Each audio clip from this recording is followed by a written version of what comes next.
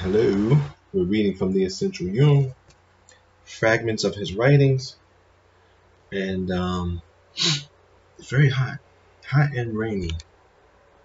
I hope this resolution, I hope this is the camera on the laptop, so you gotta bear with me. Coming to you from an undisclosed location, still no stable housing, still no housing policy, and still very little support. So, for my platform, so I'm gonna keep putting up content until I'm ground down into dust. But let's put up as much as we can.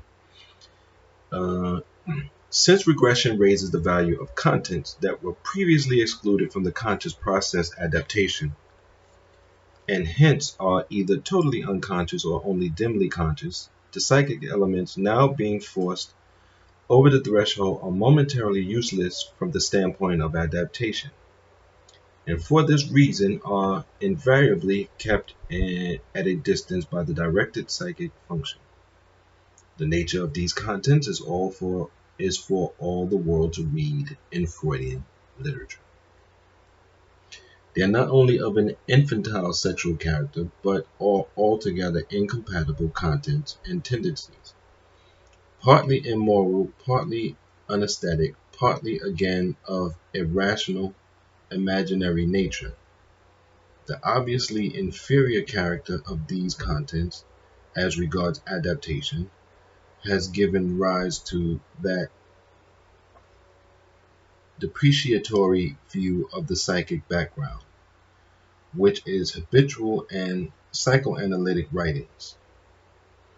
What the regression brings to the surface certainly seems at first sight to be slime from the depths, but if one does not stop short at a superficial evaluation and refrains from passing judgment on the basis of a preconceived dogma, it will be found that this slime contains not merely incompatible and rejected remnants of everyday life, or inconvenient and objectionable animal tendencies, but also germs of new life and vital possibilities for the future. This is one of the great merits of psychoanalysis, that it is not afraid to dredge up the incompatible elements which would be a thoroughly useless and indeed reprehensible undertaking, were it not for possibilities of new life that lie in the repressed contents. That this is and must be so is not only proved by a wealth of practical experience, but can also be deduced from the following considerations. The process of adaptation requires a directed, conscious function characterized by inner consistency and logical coherence. Because it is directed, everything unsuitable must be excluded in order to maintain the integrity of direction. The unsuitable elements are subjected to inhibition and thereby escape attention. Now experience shows that there is only one consciously directed function of adaptation. If, for example, I have a thinking orientation, I cannot at the same time orient myself by feeling, because thinking and feeling are two quite different functions. In fact, I must carefully exclude feeling if I am to satisfy the logical laws of thinking, so that the thought process will not be disturbed by feeling. In this case, I withdraw as much libido as possible from the feeling process, which the result that this function becomes relatively unconscious. Experience shows again that orientation is largely habitual. Accordingly, the other unsuitable functions, so far as they are incompatible with the prevailing attitude, are relatively unconscious and hence unused, untrained, and undifferentiated.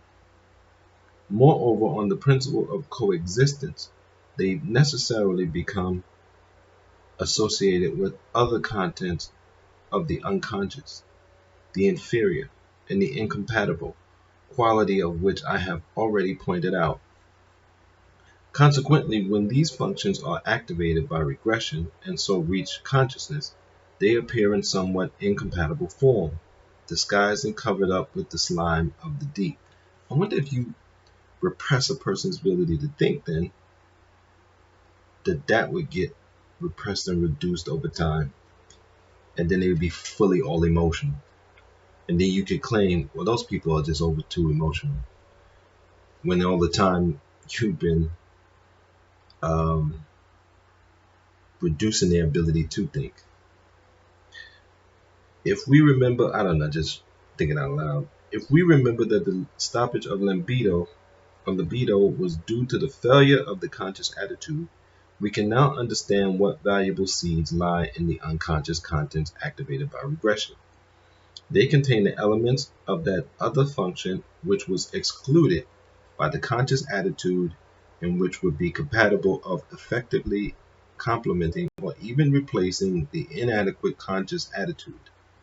If thinking fails as the adapted function because it is dealing with a situation to which one can adapt only by feeling, then the unconscious material activated by regression will contain the missing feeling function, although still in embryonic form, archaic and undeveloped. Similarly, in the opposite type, regression would activate a thinking function that would effectively compensate the inadequate feeling. We'll read the rest tomorrow. I think from this section, and that'll be the last video for this section. I'm trying to cut these videos down to at least 5 to 7 minutes. I want them 10-15 minute videos. Those are what my lectures do, 10 to 15 minutes.